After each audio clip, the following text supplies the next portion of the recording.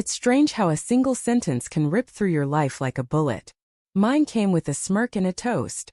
My boss, Gregory Shaw, CEO, charming, rich, the kind of man who talks and people stop breathing, pointed his glass across the dinner table, right at my wife and said, "She's with me tonight." Everyone laughed. My wife, my Anna, smiled, leaned back in her chair and said, "I agree." The laughter kept going, echoing, blending with the clinking of crystal and low jazz, but my mind froze. For a split second I thought it was some kind of inside joke. The kind you pretend to laugh at to fit in. I forced a chuckle, trying to hide the sting in my chest.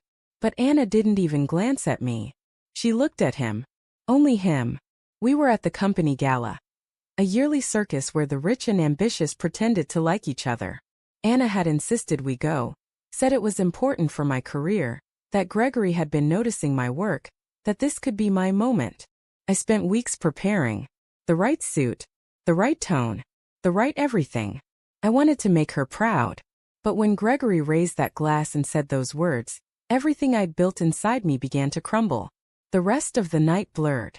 I remember Anna's laugh, sharp and bright like glass breaking. I remember Gregory's hand brushing her shoulder when he passed behind her chair. I remember her not moving away. I remember feeling like an outsider at my own table. When I tried to talk to her later, she said, "Oh, come on, don't be dramatic. It was a joke." A joke. Maybe it was. Maybe I was being insecure. That's what I told myself on the drive home, while she hummed along to the music, scrolling her phone. But the image wouldn't leave me, her smile, his smirk, the way their eyes found each other across the room like something already decided. I barely slept that night. Over the next few days, things started clicking in ways I didn't want them to. Gregory started calling me into his office more often, but not for work. "How's Anna?" he'd ask casually, flipping through papers. "She's lovely. You're lucky, you know." I'd smile and say, "Yeah, I know." But he'd keep going. "You should bring her around more. She brightens the room." The first time he said that, I wanted to believe he meant it innocently. The fifth time I knew he didn't. Anna started dressing up more for lunches with friends. She started turning her phone face down. And once, when I walked into the kitchen, she was deleting messages faster than I could ask what she was doing. "Just clearing space," she said with that little laugh that used to melt me. It didn't melt me anymore. It burned. One Friday, Gregory invited us both to dinner at his house. "Just a few people from the office," he said. Anna was excited, almost too excited. She wore a red dress I'd never seen before, tight in ways that made my stomach twist. On the drive there, she kept checking her reflection, adjusting her lipstick. When I reached for her hand, she pulled it away gently, pretending to fix her hair. His house was enormous. Cold. The kind of place where even the air feels expensive. There weren't a few people. There were two, me and her. He greeted us with that practiced warmth, handed Anna a glass of wine, and patted my shoulder like a father humoring a child. "Let's make this a night to remember," he said. We sat by the pool, city lights flickering below. He talked about business, travel, power, things I used to admire. But his eyes never left her. And she didn't seem to mind. When he leaned in to whisper something, she laughed softly, that same laugh from the gala. I watched it happen in real time. The slow erasure of boundaries. The way their world folded me out of it. At some point I excused myself to the bathroom just to breathe. When I came back they were gone. I found them by the balcony, too close, silhouettes framed by city light. His hand on her back. Her hand not moving it away. They didn't see me. I stood there watching, my heart pounding so hard I thought I'd faint. And then I heard her voice, soft and trembling but not afraid. "You shouldn't," she whispered. He said, "Then tell me to stop." She didn't. I left without a word. Drove aimlessly until dawn. When I got home, she was already there, pretending to be asleep. I stared at her for a long time, wondering when she stopped being mine. I didn't confront her right away. I wanted proof. I wanted to be sure. So I played along. I smiled. I kissed her cheek before work. I made her breakfast on Sundays. And every day I watched. Gregory started giving me fewer projects. Less FaceTime. Anna started coming home later. One night, I saw her phone light up with his name. "Gregory, work," it said. She saw me see it. Her face went pale. "He was just asking about your proposal," she lied.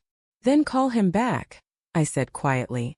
Her lips parted but no sound came. That silence told me everything. That's when my revenge began. Not the loud kind, not the kind with shouting or broken dishes.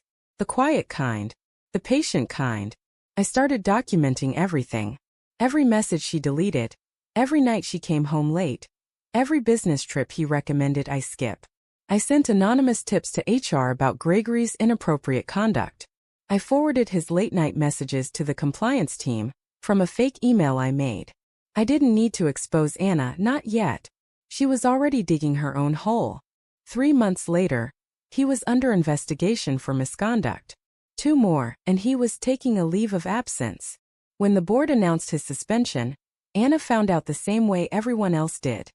Through the news alert that flashed on her phone. She looked at me, stunned, pale, her eyes searching mine for something. I gave her nothing. That night she finally confessed.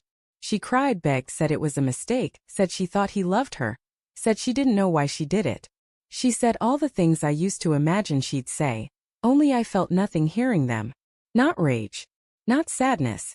Just a hollow sort of relief. You ruined him, she whispered when she realized what I'd done. I nodded. No, I said quietly. He ruined himself. You just helped. She moved out 2 weeks later. I didn't stop her. I didn't chase her. I didn't even watch her leave. I just sat at the kitchen table, listening to the sound of drawers closing, bags zipping, doors creaking. Each sound was another nail sealing a coffin I'd been living in for months. Sometimes late at night I still think about that gala. About how different things might have been if she'd looked at me instead of him. If I'd taken her hand and walked out right then, instead of staying to laugh along. Maybe that was my mistake. I kept trying to save something that was already ashes. Few weeks ago I saw her again. At a cafe downtown. She was alone, stirring her coffee, looking smaller somehow. Our eyes met for a second. She smiled, the same smile that once felt like home. But it didn't hurt this time. It just felt gone. She mouthed, "I'm sorry." I nodded. That was enough. Revenge didn't make me feel better. It didn't fix the hole she left. It didn't give me closure. It just gave me silence. And in that silence I learned the hardest truth of all.